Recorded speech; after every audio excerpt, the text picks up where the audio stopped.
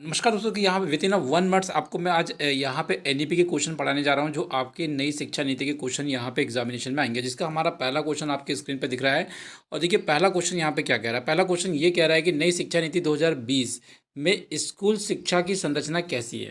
तो देखिए सभी जानते हैं कि स्कूल शिक्षा की जो संरचना है भैया ये 5+3+4 की संरचना है, जिसमें फाउंडेशन, प्री, मिडिल और सेकेंडरी ये 4 स्टेज में एक बच्चे का पूरा एजुकेशन डिपेंड करेगा। जैसे कि पहली से जो 12वीं तक था ना, वो आज इस एजुकेशन में काम करेगा जो पहले 10+2 में काम करता था। अब देखिए यहाँ पे जो हमारा बड़ा ही अच्छा क्वेश्चन है और क्वेश्चन नंबर 2 है। क्वेश्चन नंबर 2 आपसे ये कहना चाह रहा है कि भैया नई शिक्षा नीति 2020 के अनुसार प्रारंभिक कक्षाओं में किस भाषा में शिक्षा देने पर जोर दिया जाता है। देखिए यहाँ पे ये कहा जाता है कि भैया जब बच्चा प्रारंभिक अवस्था में हो तो आप या तो मातृभाषा में शिक्षा दीजिए या स्थानीय भाषा में शिक्षा दीजिए, है ना। मैक्सिमम ये कोशिश होती है कि भैया आप इसके एजुकेशन मातृभाषा में दीजिए, मदर टंग में दीजिए। अगर इन केस अवेलेबल नहीं है तो आप स्थानीय भाषा चूज़ कर सकते हैं, पर मदर टंग को ही यहाँ पे पहला प्रायोरिटी दी गई है। ध्यान रखिएगा इस चीज़ को। क्वेश्चन नंबर 3 आपके स्क्रीन पर आ गया है। देखिए जो क्वेश्चन नंबर 3 है ये कह रहा है कि नई शिक्षा नीति 2020 के अनुसार किस कक्षा तक मातृभाषा में पढ़ाने की सिफारिश की गई है।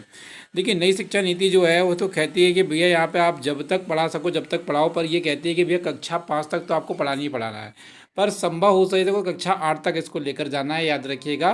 तो मातृभाषा या मदर टंग की जब बात होती है तो याद रखिएगा मदर टंग में पढ़ाने की बात करता है ये कक्षा 8 तक, कक्षा 5 तक। जो ऑप्शन हो लगा सकते हैं, कोई दिक्कत का विषय नहीं है। आगे चलें तो एक और प्रश्न आ रहा है इसमें कि नई शिक्षा नीति 2020 में एक शब्द आता है ECCE, है ना। ECCE का पूरा नाम क्या है, इसका फुल फॉर्म क्या है, ये बड़ा पूछा जा रहा है भैया, बहुत पूछा जाने वाला क्वेश्चन है। तो देखिए ई से होता है अर्ली, सी से होता है चाइल्डहुड, और एक और सी से होता है केयर, और ई से होता है एजुकेशन। तो early childhood care and education जो होता है ये यहाँ पर एक सही जवाब आएगा, और बड़ा अच्छा क्वेश्चन था, आता है भैया क्वेश्चन। क्वेश्चन नंबर 5 में फटाफट रुक करते हैं। नई शिक्षा नीति 2020 में शिक्षक बनने के लिए न्यूनतम योग्यता प्रस्तावित की गई। देखिए यहाँ पे इन्होंने कहा था कि जो 2 वर्ष के बीएड डीएड है इसको हम खत्म कर देंगे, है ना, और हम एक 4 वर्षीय प्रोग्राम निकालेंगे। जो बच्चा स्नातक के साथ करेगा तो वो वाली बीएड की प्रोसेस चलेगी, बाकी ये सारे बीएड डीएड जो है क्या कर दिए जाएंगे, खत्म कर दिए जाएंगे। ऐसा इनका कहना था नई शिक्षा नीति के आधार पर।